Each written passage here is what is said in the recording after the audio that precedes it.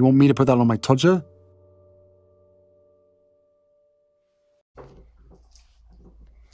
Harry's wife. A pair of clowns. Hello, I'm H.G. Tudor. Harry and his wife are a pair of clowns.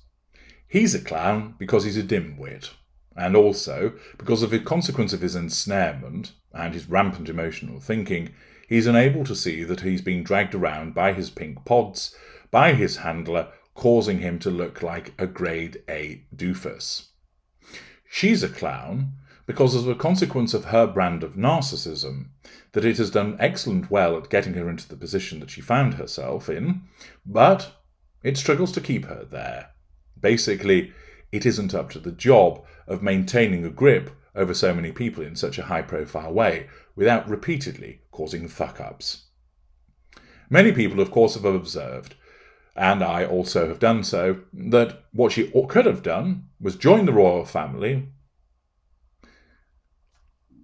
allow that institution to provide her with the support that it does, and that she could have had a privileged lifestyle of access to wealth, meeting lots of people, being seen in a good light, possibly with little changes here and there, bringing further modernisation to the royal family, but not fighting the institution itself.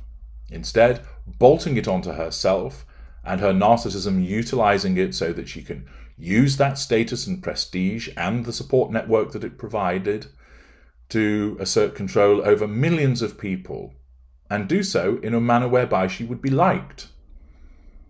It would enable her to draw massive amounts of fuel, the edifice of the royal family being behind her. The access to the institution itself and all that she would meet would provide her with a host of character traits to make her far more interesting than she actually is, far more likeable than she actually is, far more talented than she actually is. She would be given far more passes by people because she wouldn't be contradicting herself repeatedly. It would also allow access to lots of residual benefits, money, the facade, networks, and so forth. And whilst it may be the case that she would have always had some detractors, if her narcissism had embraced the institution rather than fought against it, then more people would like her. She wouldn't have so many people commenting about her, picking apart her lies, pointing out her inconsistencies and contradictions, and generally disliking her. All of which, of course, generates repeated threats to her control, and means that her life becomes more difficult because her narcissism has to repeatedly fight against all of these threats to control, which actually it keeps causing. For a narcissist of her ilk that is far less famous than her, that becomes less of a problem, because that individual is not under repeated scrutiny. A mid-range narcissist that lives in a nice house in a nice town and has a moderately sized fuel matrix, family members, numerous friends, colleagues, neighbours, etc., is much more able to assert control over those people. They're not going to scrutinise the behaviour of the narcissist to the same extent. They are less likely to face threats to their control because they're seen as a likeable person, so people get along with them. Of course, there'll be some children in the background that may suffer. There, of course, will be an intimate partner primary source that will suffer. But for the most part, the non-intimate secondary sources that are family and friends will see that person as kind and decent as a consequence of the fake cognitive empathy. Thus, that mid-range narcissist occupying moderate town isn't going to face as many threats to control, isn't going to see the facade cracking as often, and therefore will have a productive life in terms of controlling those people easily, the provision of fuel, decent enough character traits, and residual benefits. Sure, there will be threats to control on a daily basis, but nothing that is going to be anywhere near the level of extent and problem that Harry's wife faces.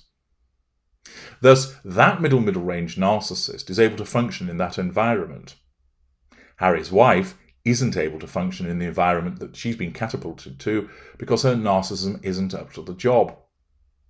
So that in with her lack of decent cognitive function, it means that time and time again the facade cracks because there is a legion of press people and amateur sleuths on the internet who all too readily go scouring for information about the way that she's behaved in the past and then compares it to the way she behaves now.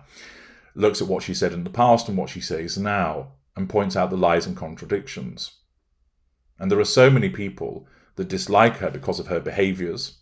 And, of course, her narcissism wouldn't have needed to have responded by telling lies on an industrial scale. That mid-range narcissist in moderate town, of course they would tell lies, but they wouldn't have the reach of the lies of Harry's wife, and thus she wouldn't find herself in such a situation. She would be able to control people more readily. She would be able to assert control over them far more easily. But for Harry's wife, she's a clown. She's a clown because her narcissism got her into this position, but it hasn't been able to keep her in this position without causing repeated collateral consequences. And the result of all of this, and of course, the way that she's controlled the dim-witted Ginger Prince, is that their brand is failing. Even the left-leaning Guardian, which might ordinarily give them a slight pass, states, "How is brand Harry and Harry's wife faring in the United States? News just in. Not good." The article by Awa Mardawi states, "Is America finally getting bored of Harry and Harry's wife? It's starting to look that way. Only a few months ago, the pair were media darlings in the United States. Now they have become a bit of a joke." Well, I would suggest it's a lot of a joke. The animated sitcom South Park gave the first big blow to their stateside brand a couple of weeks ago with an episode featuring the couple, bearing an uncanny similarity to the Sussexes. In the episode, titled The Worldwide Privacy Tour, the pair travel the globe with placards saying, "Stop looking at us," and chanting, "We want privacy." Harry's memoir Spare is parodied as Wah. The couple also get advice from a PR expert who tell them to portray themselves as victims. Not terribly flattering stuff, and as I've mentioned elsewhere, a huge blow to the status of Harry's wife. Now the comedian Chris Rock has taken aim at the couple in his new Netflix special, Selective Outrage. He dismissed Harry's wife's claims about racism in the royal family, saying some of that shit she went through was not racism, but in-law behaviour. He also joked about how it was odd Harry's wife seemed surprised by the fact the royal family might harbour archaic views. "It's the royal family. They're the original racists. They invented colonialism," Rock said. Polls also reflect a shift in US-based attitudes towards the pair. Their approval ratings have plummeted since the South Park episode, according to polling commissioned for Newsweek. Harry's popularity has dropped 48 points since December, and Harry's wife's is down 40. Now, Prince Andrew, the guy who palled around with a convicted sex offender, has higher US approval ratings than the Sussexes. Though, to be fair, that seems to be because fewer people in the United States know about Andrew's tawdry dealings than they do in the United Kingdom. Because Andrew isn't parading himself on the US media 24/7 like Harry and Harry's wife, it's easier for someone stateside to forget who he is. If only we all had that luxury. How are Harry and Harry's wife responding to this seeming shift in attitudes? Well, let's just say they haven't exactly put out a statement saying they think Rock and South Park are hilarious, and they love nothing more than laughing at themselves, ha ha ha. On the contrary, there were rumours that they were so upset by the South Park episode that they were considering legal action. While they're certainly fans of calling their lawyers, a representative for the couple told The Guardian that reports the pair might sue were baseless and boring. I'll tell you what's really boring: the never-ending pity-me-please performance the two are foisting upon us. As a staunch anti-royalist, I was sympathetic to the couple to begin with. My enemy's enemy is my friend and all that.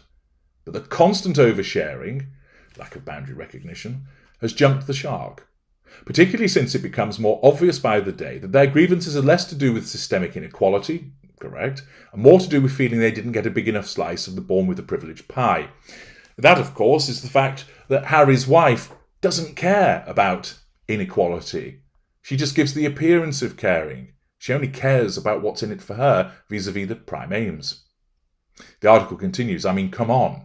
You can't go around complaining about how backwards the royals are while insisting that we plebs refer to you as Duke and Duchess. Harry's wife can. Her narcissism sees no issue with such hypocrisy. The writer continues, you want some credibility? Give up your stupid titles.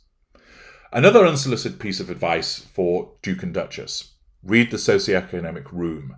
You may have noticed that eat the rich storylines are a big theme on television at the moment. From the latest season of Netflix You to The White Lotus to Succession, there are more rich people are awful sociopath storylines on the telly than you can shake a silver spoon at. This is not a weird coincidence. It's been noted that storylines about rich people tend to vary depending on the economic climate. In good times, on-scene obscene wealth can be enjoyable escapism. In bad times, it's more of a hate watch. And I don't need to tell you, the world is currently going through you need to take out a second mortgage to buy eggs sort of times. Finally, Harry, I know you weren't exactly the most committed student, but maybe pick up a history book. The US has something of a reputation for losing patience with British aristocrats. There we have the left-leaning Guardian slating the two of them, showing once again that an area that would perhaps give them some favour, which is admitted by the author of this piece, has turned against them. And it shows that they are a pair of clowns in their failure to recognise the way that the world is and continuing to bleat about their own supposed problems when actually they enjoy huge privilege. This is unsurprising, of course, in relation to Harry's wife, because she has no emotional empathy, and her cognitive empathy isn't up to the job, as I have explained. With Harry, he is thick, and therefore isn't able really to understand these things, and also, in fairness, has come from an environment where he was never exposed to having to go down and go down to the unemployment office and seek benefits. He's always come from a privileged lifestyle, and therefore, whilst that might not excuse it, it does explain his lack of understanding. Of course, his wife, believing that she's all things kind and empathic, ought to recognise all of this, but the fact that she does just underpins the nature of the fact that she is a narcissist. Clown 1 and Clown 2. Those are the Sussexes. I'm HG Tudor. Thank you for listening.